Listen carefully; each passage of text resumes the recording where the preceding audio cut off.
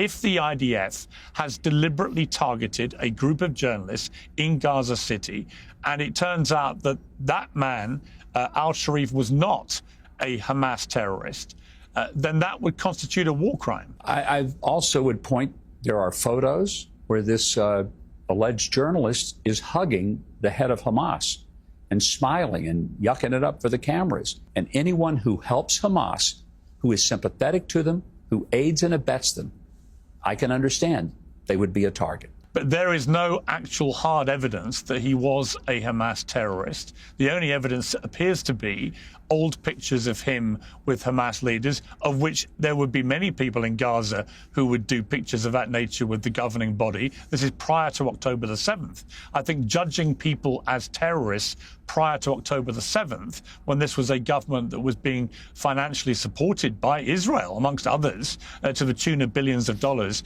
is pretty disingenuous. And the reason this has inflamed tension so much, both in Gaza and around the world, is twofold, Ambassador. One is that, as you know, foreign journalists have been banned from entering Gaza for the last 2 years, since October the 7th. But secondly, if it turns out this guy was not actually a Hamas terrorist, then what has happened here is that a group of journalists have been targeted deliberately in a war crime. And this is not the first a group of journalists in Gaza who've been killed. Over 200 journalists now, Palestinian journalists, have been killed in Gaza since the start of the war, which is more than the number of journalists killed in pretty much every other post-Second World War put together.